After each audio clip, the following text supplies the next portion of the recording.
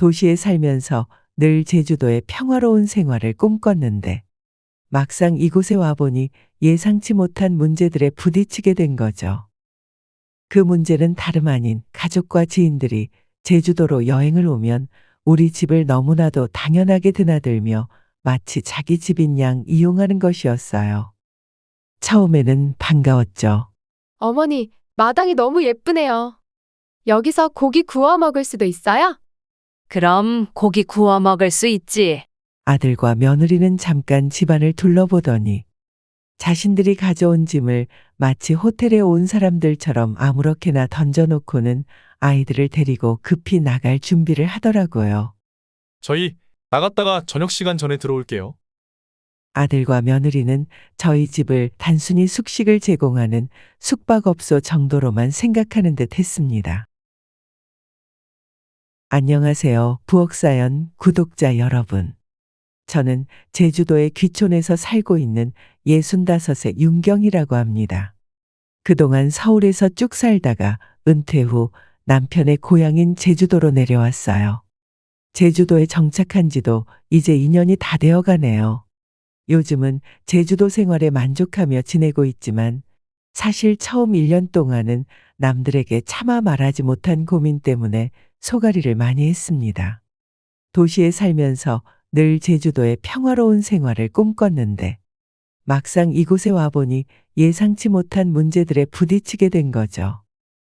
혹시 제주도나 해외에서 살고 계시는 분들이라면 저의 고민을 이해하실 수 있을 거예요. 그 문제는 다름 아닌 가족과 지인들이 제주도로 여행을 오면 우리 집을 너무나도 당연하게 드나들며 마치 자기 집인 양 이용하는 것이었어요. 처음에는 반가웠죠.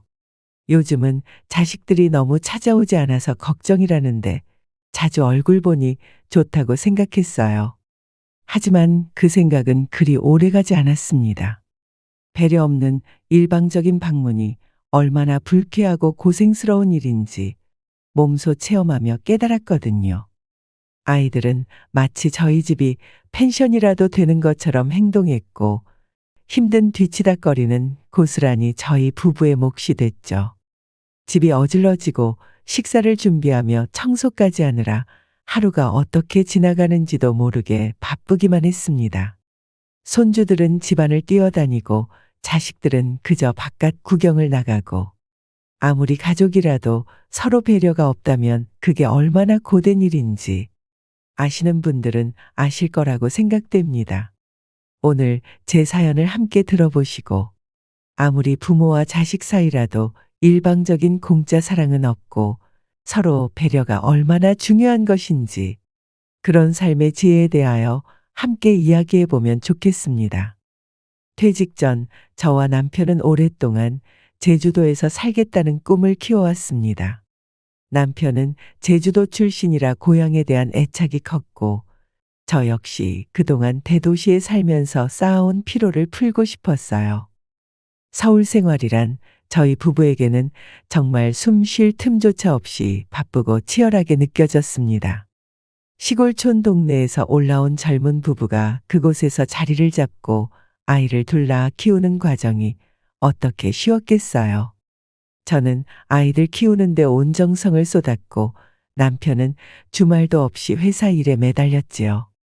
넉넉하지 않은 형편이었지만 그래도 두 아이는 무럭무럭 잘 자라났고 고생 끝에는 서울에 안정적으로 자리를 잡아 남편이 정년으로 은퇴할 때까지 무사히 서울 생활을 이어나갔습니다.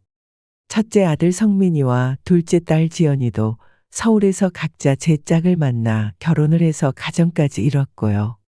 남편이 은퇴를 한 후에도 자식들 결혼 문제며 집 문제까지 정리해야 해서 한동안 귀촌을 미뤄왔어요. 하지만 60대 후반이 되니 더는 미룰 수 없다는 생각이 들었고 서울 생활을 정리하기 시작했습니다. 그동안 여러 가지 이유로 고향인 제주도로의 귀향을 미루고 살았지만 더 이상 기다릴 필요가 없었어요.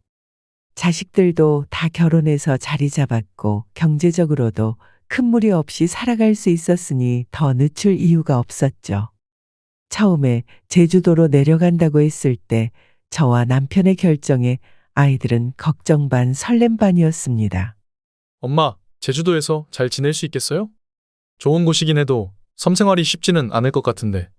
그래요. 그동안 쭉 도시에서 살아오셨는데 이사 갈 곳이 도심 쪽도 아니고 시골로 가신다면서요. 괜찮아. 서울로 이사 오기 전에는 네 아버지가 제주도에서 쭉 사셨는데 다시 돌아가도 잘 적응할 수 있겠지. 나도 시골 생활을 안 해본 것도 아니고 농사 짓고 살겠다는 것도 아니고 이제는 좀 조용한 데서 살고 싶어서 그래. 그래도 엄마 아빠가 제주도에 계시면 명절에 집에 갈 때마다 여행 가는 기분이기는 하겠네요. 딸은 이렇게 이야기하며 설레는 듯 밝은 미소를 보였죠. 저와 남편도 새로운 삶이 기대되었습니다. 서울에서의 마지막 짐을 정리하면서도 마음은 이미 제주도에 가 있었어요. 처음 이사할 집을 찾기 위해 제주도를 둘러보던 날이 아직도 기억에 남아 있습니다. 저와 남편은 모두 조용한 환경을 원했기 때문에 제주 시내에서 조금 떨어진 어느 고즈넉한 마을로 찾아갔어요. 20평 남짓한 제주 전통 가옥을 현대식으로 고친 집을 발견했을 때 바로 이곳이라는 직감이 들었습니다. 아담한 마당에 제주도 하면 가장 먼저 떠오르는 정갈한 돌담으로 둘러싸인 아늑한 집이었죠. 그 집을 선택한 후 모든 것이 빠르게 진행되었고 그렇게 저와 남편은 제주에 자리를 잡았습니다. 시댁이 제주였기에 1년에 몇 번씩 오가긴 했지만 이렇게 완전히 터를 잡고 살게 된 건 처음이었어요. 제주도로 이사한 첫날 밤을 떠올리면 아직도 그 고요함과 평온함이 생생하게 기억납니다. 남편과 저는 작은 마당에 나와 앉아 조용히 밤하늘을 바라봤어요. 별이 쏟아질 듯 많았고 도시의 불빛과 소음은 전혀 없었죠. 그 고요함 속에서 저는 정말 우리가 새로운 삶을 시작한 게 실감났습니다. 새삼 저희 부부가 처음 만났던 옛날이 떠오르더군요. 저는 목포가 고향이고 고등학교를 졸업해서 성인이 될 때까지 그곳에서 쭉 살아왔죠. 남편은 제주도에서 나고 자란 사람이었는데 대학을 목포로 왔었고요. 저희는 20대 초반 목포에서 서로 처음 만났고 그 인연을 지금까지 이어오게 되었어요. 처음 제주도를 가본 건 남편과 결혼을 약속하고 시댁에 인사를 드리러 가던 때였습니다. 그때 저는 제주도라는 곳에 대해 잘 알지도 못했고 그저 남편의 고향이라는 정도로만 알고 있었죠. 제주로 향하는 배에 올라탔을 때 시댁 인사를 드리러 간다는 게 긴장도 되고 설렘보다는 걱정이 더 컸던 것 같아요. 하지만 막상 제주도에 발을 디디고 나서는 그 모든 불안감이 사라졌습니다. 목포와는 다른 상쾌한 바다의 향기, 깨끗한 공기, 그리고 넓게 펼쳐진 풍경이 저를 압도했거든요. 그 시절 제주도는 지금과 많이 달랐어요. 지금처럼 개발이 많이 되기 전이라 육지와 비슷하면서도 색다른 옛날 제주도의 모습이 그대로 남아 있었지요. 낯설지만 아름다운 그 모습에 저는 그만 한눈에 푹 빠져버리고 말았습니다. 그래서 그런지 남편과 결혼한 후 서울로 이사를 가서 그곳에서 아이들을 키우고 쭉 살아왔지만 제 마음 한구석에는 항상 아름다운 섬, 제주도가 자리 잡고 있었어요. 어린 시절 제주에서의 강렬한 기억이 지금 은퇴 후 다시 제주도로 들어오게 한 원동력이었던 것 같습니다. 이제 제주도에서 쭉 살게 되었으니 처음엔 정말 꿈만 같았죠. 그런데 제주도로 이사를 하자마자 아들 성민이가 집에 빨리 구경와 보고 싶다며 난리더라고요. 그때는 마침 봄이라 제주도는 노란 유채꽃으로 화려하게 뒤덮여 있을 때였습니다. 어느 날 아침 아들에게 전화가 왔습니다. 초등학생인 손주가 봄방학을 했다며 이번 주 주말에 제주도에 오겠다고 하더군요. 유채꽃 축제도 보고 집 구경도 하겠다며 말이에요. 부모가 이사를 했으니 궁금해하는 것도 당연하다고 생각했고 와서 같이 좋은 시간을 보내자며 아들 가족을 흔쾌히 초대했죠. 처음에는 정말 들떴어요. 자식과 손주들이 온다고 하는데 싫어할 부모가 세상에 어디 있겠어요? 아들 가족은 이번에 오면 사흘간 머물 예정이라고 말했습니다. 제주에 살면서 하루나 이틀 겨우 머물고 돌아갔던 아이들이 이번엔 꽤 오래 머물겠다는 거예요. 처음에는 조금 놀랐지만 그래도 오랜만에 함께 보낼 시간이 많아지니 내심 좋았지요. 저희 부부는 나름대로 신경을 써서 준비를 많이 했습니다. 손주들이 좋아할 만한 음식도 준비하고 방도 깔끔하게 정리해뒀죠. 온 가족이 함께 먹을 고기도 넉넉하게 사두었고요. 남편도 손주들을 만난다는 기대감에 여기저기 정리하느라 분주했어요. 그런데 아들네 가족이 저희 집에 도착한 후 보여준 행동은 저희 기대와는 너무 달랐어요. 처음에 집에 도착한 아들과 며느리는 여기저기 둘러보며 감탄을 했습니다. 손주들은 신나게 마당을 뛰어다녔고요. 와, 여기 정말 고즈넉하고 좋네요. 보일러도 잘 되어 있고. 지내시기 좋아 보여요. 어머니, 마당이 너무 예쁘네요. 여기서 고기 구워 먹을 수도 있어요? 그럼 고기 구워 먹을 수 있지. 거기 평상도 있잖니. 그렇지 않아도 저녁에 고기 구워 먹으려고 많이 사다 두었다. 정말로요? 너무 좋아요. 처음에는 아들 내외의 반응에 기분이 참 좋았어요. 한편으로는 뿌듯하기도 하고요. 그런데 집에 도착하자마자 아들과 며느리는 잠깐 집안을 둘러보더니 자신들이 가져온 짐을 마치 호텔에 온 사람들처럼 아무렇게나 던져놓고는 아이들을 데리고 급히 나갈 준비를 하더라고요. 제가 주방에서 한참 과일을 준비하고 있는데 아이들이 나갈 준비를 하니 남편은 의아해하며 물어보았죠. 너네 어디 가니? 네, 유채꽃 축제에 아이들이랑 함께 가보려고요. 저희 나갔다가 저녁 시간 전에 들어올게요. 그래, 알았다. 저희는 조금 당황했습니다. 당연히 아들 가족과 함께 시간을 보낼 거라고 예상을 했거든요. 하지만 그들은 전혀 그럴 생각이 없어 보였죠. 단 한 번이라도 어머니 아버지 저희랑 같이 꽃 구경 가실래요? 라는 말을 해야 하는 건 아닌가 싶었지만 그게 제가 너무 많이 바라는 욕심이었을까 하는 생각도 들었죠. 아들과 며느리는 저희 집을 단순히 숙식을 제공하는 숙박업소 정도로만 생각하는 듯 했습니다. 한편으론 서운한 감정이 스멀스멀 올라왔고 남편도 조금 불편한 기색을 드러냈습니다. 하지만 아들과 며느리는 들떠서 그런지 저희의 그런 마음을 전혀 눈치채지 못하더군요. 아들 가족의 행동은 우리를 보러 온 게 아니라 단지 제주도에 여행을 하러 온 것 같은 기분이 들었어요.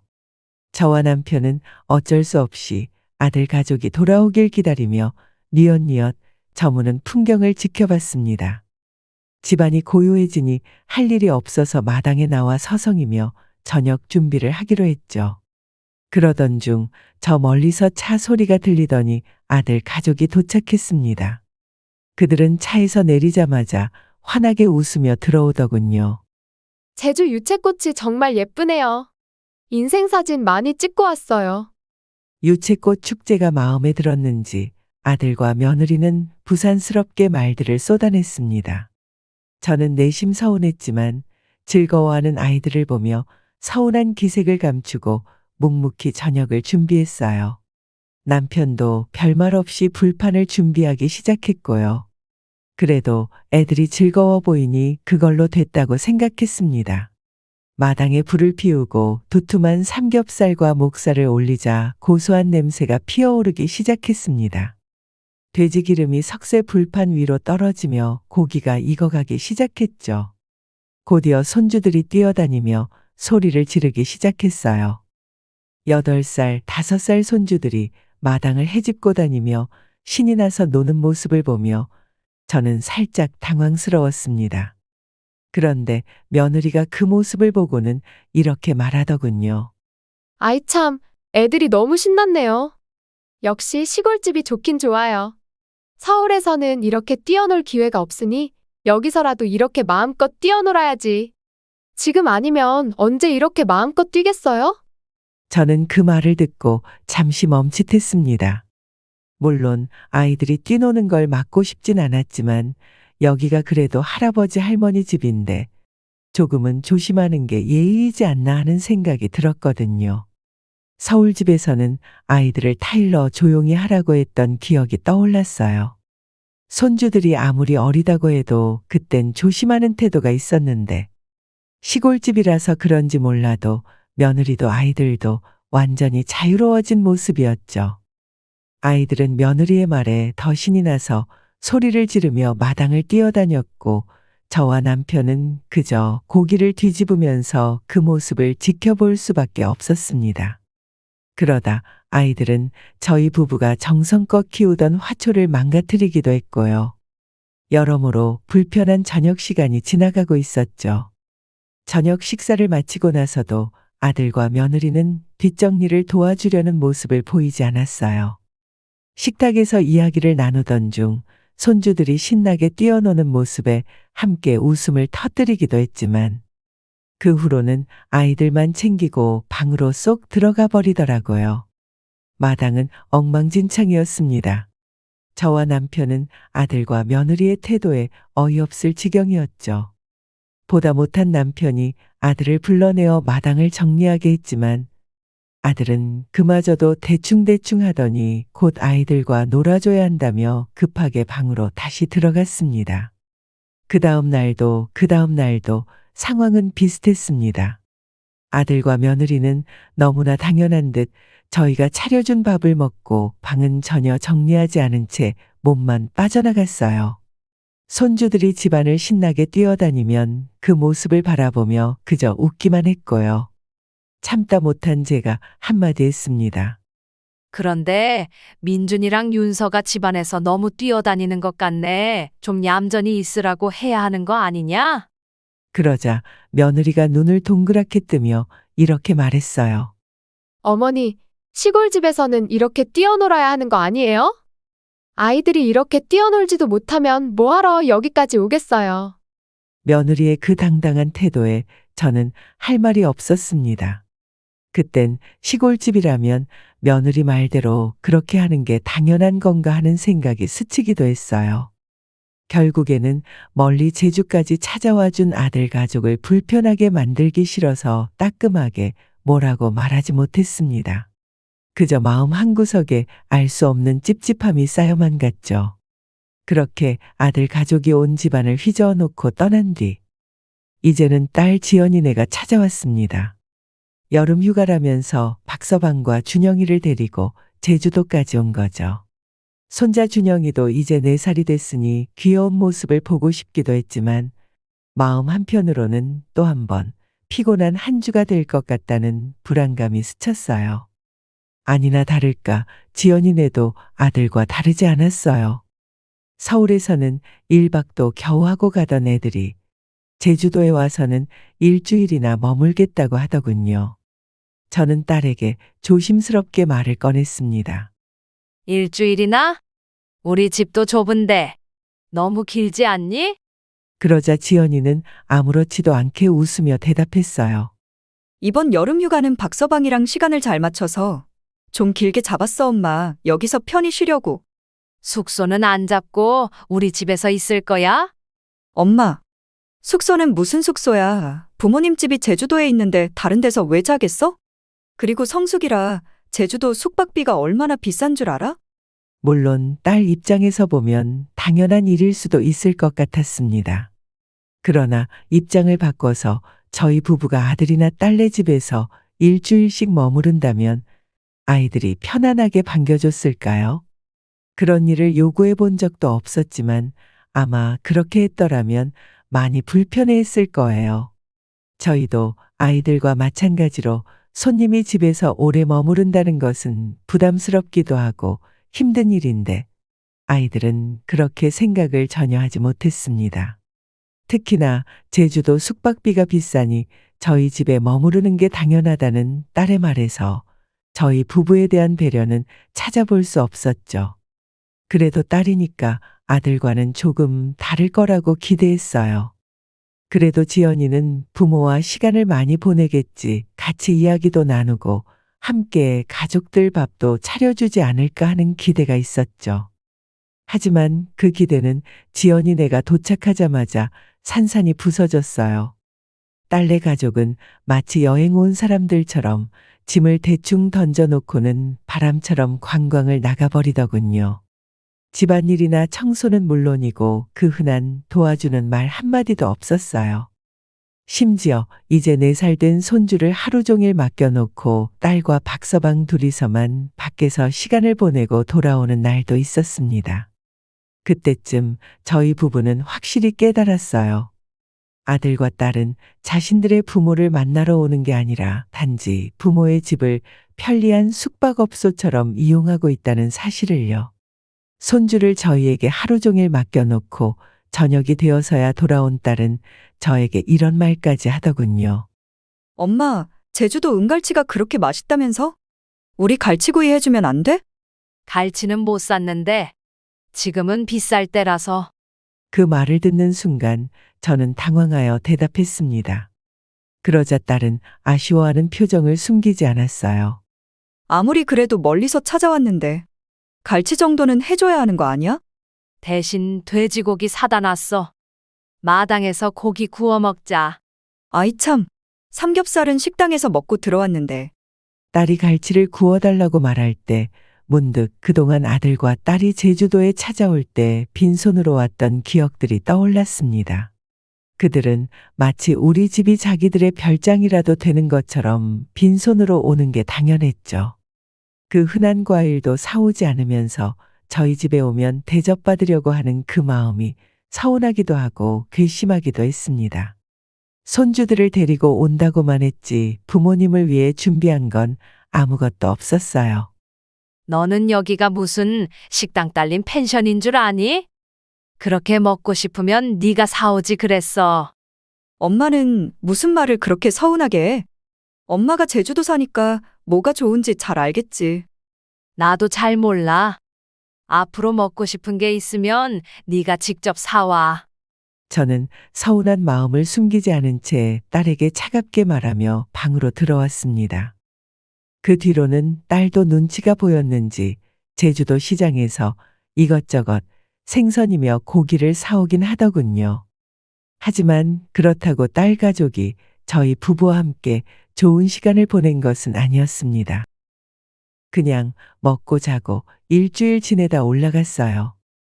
저와 남편은 딸 가족이 남겨놓은 흔적들을 정리하느라 또 며칠을 고생했고요. 자식들 방문도 참 피곤했지만 그보다 더 부담스러운 건 그 이후로 시작된 손님들이었어요. 저희 부부가 제주도로 귀촌을 했다는 소문이 퍼졌는지 친척들뿐만 아니라 예전에는 연락조차 거의 없었던 지인들까지 우리 집을 찾아오기 시작한 거죠.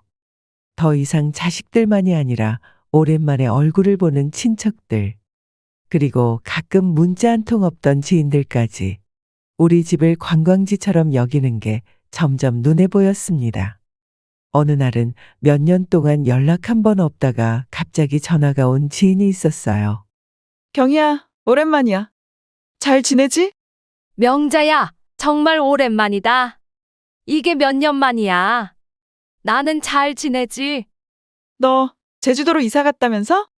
소문이 거기까지 났니? 그래, 제주도로 왔어. 나 한번 보러 가도 되니? 제주도에 볼 일이 있어서 다음 주에 가기로 했거든. 정말? 그래, 오랜만에 얼굴 보면 좋지. 지인의 목소리가 조금은 어색하게 들렸지만 오랜만에 받은 연락이니 반가운 마음에 냉큼 오라고 했죠. 며칠 후 저희 집에 도착한 지인은 집을 여기저기 구경하더니 갑자기 짐을 저희 집에 풀더군요. 당황한 제가 물었습니다.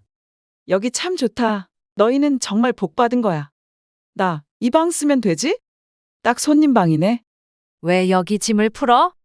숙소 안 잡았어? 얘는 무슨 숙소를 잡아? 친구 집 두고 다른 데 가서 자겠니? 서울에서 여기까지 온 친구를 숙소에서 재울 건 아니잖아?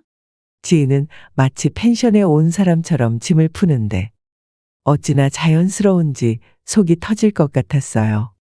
남편도 참아대놓고 싫은 내색은 하지 못했죠. 그렇게 지인도 며칠을 저희 집에서 머물다 갔습니다. 저의 지인, 남편의 지인 가릴 것 없이 참 많이들 방문하더군요. 모두들 마치 우리 집을 당연한 휴양지처럼 즐겼고, 짐을 푼 후에는 마당에 앉아 여유롭게 차를 마시기도 하고 고기를 구워 먹기도 했습니다. 여기 진짜 조용하고 좋아. 나도 이런 곳에 살면 참 좋겠다. 다들 하나같이 이렇게 말했지만 저와 남편은 너무 잦은 손님들의 방문에 점점 지쳐갔어요. 저희는 손님을 맞이하기 위해 준비하고 끊임없이 뒷정리를 해야 했습니다. 손님들은 처음엔 반갑게 인사를 나누지만 시간이 지나면서 우리를 마치 배경처럼 여겼어요. 그들은 제주를 즐기고 우리 집을 편안하게 누리며 자신들만의 시간을 보내기 바빴죠. 더욱 답답한 건 가끔 어떤 사람들은 떠날 때도 덕분에 잘 쉬고 간다는 감사의 인사 한마디 없이 너무도 당연한 듯 모든 것을 대접받고도 아쉬웠다는 불만을 이야기하면서 떠난다는 것이었습니다. 고마움은커녕 우리가 그들에게 해줘야 할 걸 못해줬다는 듯한 그 태도에 화가 치밀었어요. 어느 날 남편과 저는 마당에 나란히 앉아 있었습니다. 해가 지는 어스름한 저녁이었고 참 조용했어요. 하지만 그 평화로움 속에서도 우리는 한숨을 내쉴 수밖에 없었죠. 남편이 먼저 말을 꺼냈습니다. 여보, 이건 정말 아니지 않나 싶어. 자식들은 물론이고, 이제는 친척들, 지인들까지. 우리가 이렇게 살려고 제주도까지 내려온 건 아니잖아. 그 말이 너무나도 가슴 깊이 와닿았어요. 남편의 목소리에는 그동안 쌓였던 피로와 서운함이 고스란히 담겨 있었죠. 사실 저도 똑같이 느끼고 있었거든요. 손님들을 맞이하고 대접하고 뒤처리하는 일들이 어느새 당연한 일처럼 되어버린 게 화가 났어요. 우리가 원했던 제주도 생활은 이런 게 아니었으니까요. 남편의 말을 들으며 저는 고개를 끄덕일 수밖에 없었어요.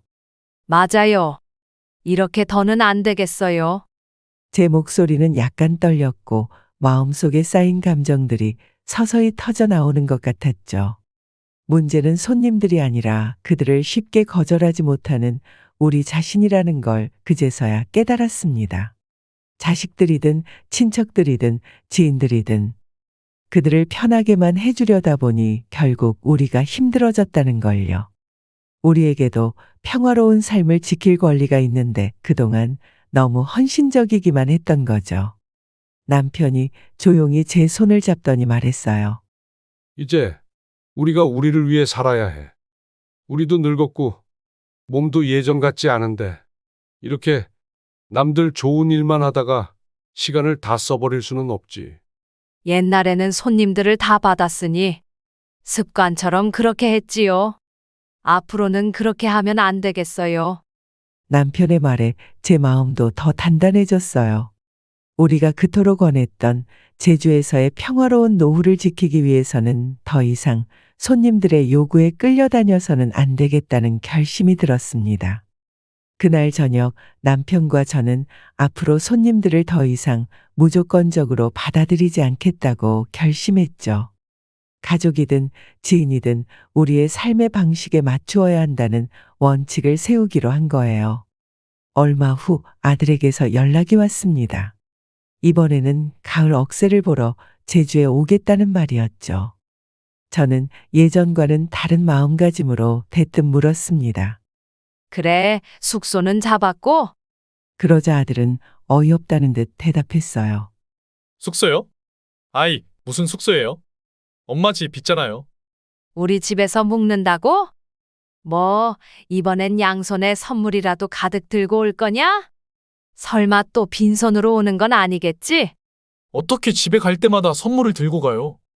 이번엔 가볍게 가는 건데. 아들은 당황한 기색이 역력했어요. 뭐 들고 오는 거 아니면 우리 집에서 자지 말고 숙소 잡아라. 그리고 꼭 제주 온다고 해서 우리 얼굴 보러 올 필요도 없다. 너희 놀러 왔으면 그냥 너희끼리 놀다 가라. 엄마, 어떻게 가족끼리 그렇게 야박하게 해? 제주도에 가면 얼굴도 보고 함께 지내야지. 아들의 말에 저도 그동안 참아왔던 감정을 쏟아냈습니다. 가족끼리 함께 지낸다고? 네가 가족이랑 제주도에 와서 우리랑 진짜로 함께 지냈어? 그냥 짐 던져놓고 나간 거 아니었니? 저녁에 같이 밥 먹고 있잖아요. 어떻게 하루 종일 같이 있어요? 저녁에 같이 시간 보낸 게 아니라 그냥 밥 차려주고 뒤치다꺼리 한 거지. 우리는 앞으로 그런 피곤한 일 안 하기로 했다. 앞으로 우리 집에서 밥 먹지 말고 나가서 사 먹어. 너희가 우리랑 시간을 보내고 싶으면 식당에서 함께 먹는 걸로 하자. 엄마도 참. 아들은 한숨을 쉬었지만 저의 단호한 태도에 더는 말을 잇지 못하더군요. 그 후로도 몇 번이나 저희 집에서 머무르면 안 되냐고 물었고 서운하다고 화를 내기도 했지만 저는 고집을 꺾지 않았습니다. 결국 아들에게 이렇게까지 말하게 되었죠. 너희가 앞으로 우리 집에 와서 온 집안을 어지러 놓고 몸만 쏙 빠져나갈 거면 앞으로 명절에도 올 필요 없다. 명절에도 밖에서 보자. 나도 더 이상 명절 음식 준비 안 할 거야. 아무리 그래도 그렇지. 명절을 밖에서 보내는 게 어딨어요? 그럼 너희 집에서 볼까? 나랑 네 아버지가 서울로 올라갈게. 요즘엔 역기성도 많다더라. 저의 갑작스러운 제안에 아들은 한동안 말이 없었습니다. 그러더니 결국 이렇게 답하더군요. 아니, 그러자는 이야기는 아니고. 이렇게 말을 얼버무렸죠. 180도 변한 저의 태도에 아들은 어쩔 줄 몰라 하며 쩔쩔맸습니다. 결국 이번 가을에는 숙소를 잡고 제주에 오기로 했고 저희와는 하루 만나 식당에서 저녁만 먹기로 했어요. 이렇게 결정을 내리고 나니 마음이 한결 가벼워지더군요. 딸 지연이도 예외는 아니었어요. 아들에게 했던 것처럼 딸에게도 앞으로는 우리 집에서 공짜로 숙식을 해결할 생각을 꿈도 꾸지 말라고 단단히 일러두었죠. 얼굴이 보고 싶으면 밖에 있는 식당에서 보자. 그 말을 전할 때 제 마음이 어찌나 단단해졌던지요. 이제는 더 이상 내가 너희를 위해 희생할 수 없다는 결심이 확고했거든요. 그리고 덧붙였죠. 그리고 식당 비용도 이번에는 네가 좀 계산해라. 그동안 우리가 너희 가족에게 쓴 음식값이 얼마인지 생각이나 해봤니? 저는 그렇게 더 이상 묵묵히 참지 않고 그동안 쌓여있던 마음속 불만을 거침없이 이야기했습니다. 지연이도 처음엔 그 말을 받아들이지 못하더라고요. 목소리에 섭섭함이 가득 담겨 있었어요. 엄마, 그게 무슨 말이야? 가족끼리 어떻게 그래? 그래도 제주 갈 때 부모님 얼굴도 보고 그러면 좋은 거 아니야? 입장을 바꿔서 생각해봐. 나랑 네 아버지가 네 집에 시도 때도 없이 매번 가서 일주일씩 머무르면 너는 좋겠어? 그동안 네가 우리에게 얼마나 부담을 줬는지 알겠냐고. 그리고 정말 우리 생각해서 우리 집에 머물렀던 건지 가슴에 손을 얹고 생각해봐라. 그냥 우리 집이 편하니까 그래서 머물렀던 거지. 부모 생각해서 머물렀으면 그렇게 행동 못하지. 딸 역시 제 말에 더 이상 대꾸하지는 못했습니다. 다음부터는 숙소를 꼭 잡겠다는 이야기를 하고 통화를 마쳤죠. 그나저나 정말 어이가 없던 건 지인들의 반응이었어요. 한 지인은 제가 공짜로 재워줄 수 없다고 단호하게 말하자 이렇게 대꾸하더군요. 아니, 사람이 왜 그렇게 야박해? 내가 거기 아니면 잘 데가 없는 줄 알아? 그래도 제주도까지 찾아가서 얼굴 보여주는 건데 그 정도는 해줘야지. 그 말을 듣는 순간 속에서 웃음이 터졌어요. 웃음이라기보다 참을 수 없는 어이없음이었죠. 저는 연을 끊을 각오를 하고 냉정하게 말했습니다. 우리가 먼저 초대한 적도 없는데 무슨 손님이야. 잘 때 많으면 거기 가서 자. 그 말을 듣고 통화를 마치는 그들의 목소리에는 불쾌함이 묻어났지만 저는 그게 오히려 후련했어요. 남편은 가끔 저에게 너무 야박하게 구는 거 아니냐고 말하곤 했지만 저는 전혀 개의치 않았습니다. 이제는 저와 남편을 위해 살아야 한다는 마음이 강했어요. 여보, 우리가 베풀 만큼 베풀었어. 이젠 우리도 좀 우리 시간을 누리며 살아야지. 그 말에 남편도 결국 고개를 끄덕였죠. 정말 웃긴 건 우리가 그동안 베풀었던 친절과 배려는 그들이 다 잊어버린 것 같다는 거예요. 어떤 사람들은 우리에게 정이 없다, 차갑다며 뒷말을 하기도 했죠. 그 소리를 들었을 때 잠깐은 서운했습니다. 저희 부부가 고생하며 대접해줬지만 이제 와서 결국에는 뒷말을 하고 다니는 현실이 씁쓸했죠. 하지만 금세 마음을 다잡았습니다. 그래도 상관없었어요. 제가 지키고 싶은 건 이제 저와 남편의 평화로운 제주의 삶이었으니까요. 그렇게 몇 개월을 보내자 드디어 우리 집에 찾아오겠다는 손님들이 점점 줄어들기 시작했어요.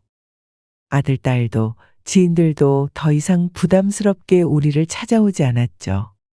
그리고 그제서야 남편과 저는 비로소 꿈에 그리던 조용하고 평화로운 제주 생활을 되찾을 수 있었습니다. 이번 일을 겪으면서 저는 많은 걸 깨달았어요. 사람은 친절을 베풀 때 상대방이 그 친절을 어떻게 받아들이느냐에 따라 관계가 완전히 달라진다는 걸요. 처음엔 내가 기꺼이 베푼 친절이 상대에게는 너무나 당연한 권리처럼 느껴질 수도 있더라고요.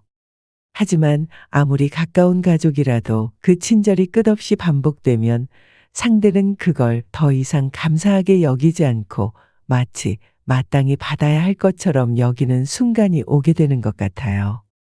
그게 우리 가족, 우리 관계에도 스며들어 있었던 거죠. 왜 사람들은 친절을 베풀었을 때 그 선을 지키지 않고 자꾸 넘으려고 할까요? 자식이든 가족이든 친구든 모두 각자의 경계가 있고 그 경계를 존중하는 것이 얼마나 중요한지 이번에야 뼈저리게 느꼈어요. 내가 상대를 위해 조금 더 베풀었다고 그 사람이 나에게 더 가까워지는 것이 아니라 오히려 그 경계를 허물고 넘으려 한다면 결국 그 관계는 깨지기 마련이죠. 나와 남편이 느꼈던 피로와 서운함도 모두 그렇게 무너진 데서 비롯된 것 같아요. 인생에서 중요한 건 서로를 얼마나 많이 도와주느냐가 아니라 그 도움 속에서 얼마나 서로를 존중하느냐라는 걸 이제 알게 되었습니다. 그 선을 지키는 것, 그것이야말로 우리가 서로를 사랑하는 가장 큰 방식이란 걸 말이에요. 오늘 저희 사연은 여기까지입니다. 제 이야기에 공감하시는 분들도 계실 거고 자식에게까지 이렇게 엄격하게 할 필요가 있냐고 생각하시는 분들도 계실 것 같습니다. 모든 의견이 저에게는 무척 소중해요. 솔직하게 느끼신 점이나 의견을 남겨주시면 하나하나 꼼꼼히 읽고 가슴 깊이 새기겠습니다. 긴 이야기를 끝까지 들어주셔서 진심으로 감사드립니다. 모두 건강하시고 늘 행복하시길 바랍니다. 오늘 사연 어떻게 들으셨나요? 이번 이야기가 구독자분들에게 따뜻한 위로가 되었으면 좋겠습니다. 느끼신 점이 있다면 댓글로 허심탄회하게 의견을 나눠주세요. 부엌 사연은 여러분의 구독과 좋아요 그리고 댓글로 유지됩니다. 앞으로 더 좋은 사연으로 찾아뵐 수 있도록 많은 도움을 부탁드려요. 감사합니다.